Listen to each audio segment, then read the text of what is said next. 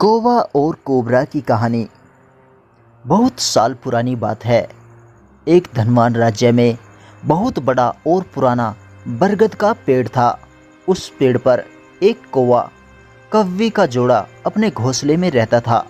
ये जोड़ा दिन भर भोजन की तलाश में बाहर रहता और शाम होते ही लौट आता। उसी पेड़ के पास एक दुष्ट सांप भी रहता था। कौवा कव्वी का जोड़ा बहुत आराम से गुजर बसर कर रहा था। इसी बीच कव्वी ने अंडे दिए। दोनों बहुत खुश थे, लेकिन एक दिन जब वो बाहर गए तो सांप उनके अंडों को खा गया। दोनों बहुत रोए। अब हर साल मौसम आने पर कव्वी अंडे देती और वो सांप मौका पाकर उनके घोंसले में जाकर अंडे खा जाता।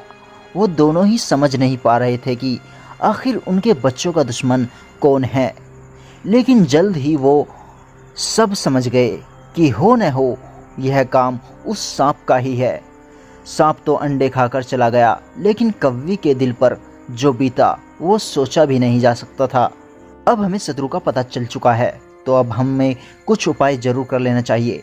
कोई ने काफ़ी सोचा और अपनी मित्र लोमड़ी से सलाह लेने दोनों उसके पास गए। लोमड़ी ने अपने मित्रों की दुख भरी कहानी सुनी। लोमड़ी ने काफ़ी सोचने के बाद कहा कि मित्रों, तुम्हें वह पेड़ छोड़कर जाने की कोई ज़रूरत नहीं है। मेरे पास एक तरकीब है जिससे उस दुष्ट सांप को छुटकारा पाया जा सकता है। लोमड़ी ने अपनी चतुर दिमाग में आई तरकीब बताई। उन्होंने लोमड़ी को धन्यवाद दिया और अपने घर लौट आए। अगले ही दिन योजना अमल में लानी थी। दरअसल उस प्रदेश की राजकुमारी एक सरोवर में अपनी सहेलियों के साथ जल क्रीड़ा करने आई थी। उनके साथ अंगरक्षक तथा सैनिक भी आते थे। जब राजकुमारी और उनकी सहेलियां सरोवर में स्नान करने जल में उतरी तो योजना के अनुसार कौवा उड़ता हुआ वहां आया। उसने पहले तो राजकुमारी तथा सहेलियों का ध्यान अपनी ओर आकर्षित करने के लिए काऊ काऊ का शोर मचाया। फिर राजकुमारी तथा उनकी सहेलियों द्वारा उतार कर रखे गए कपड़ों व आभूषणों में से राजकुमारी का प्रिय हीरे व मोतियों का विसलन हार में से एक हार चोंच में दबाकर उड़ गया। सभी सहेलियां चीखी, वह राजकुमारी का हार उठाकर ले जा रहा है। सैनिकों ने ऊपर देखा तो सचमुच एक कौवा हार लेकर धीरे धीरे उड़ता जा रहा था। सैनिक उसी दिशा में दौड़ने लगे। कौवा सैनिकों को उसी पेड़ की ओर ले आया।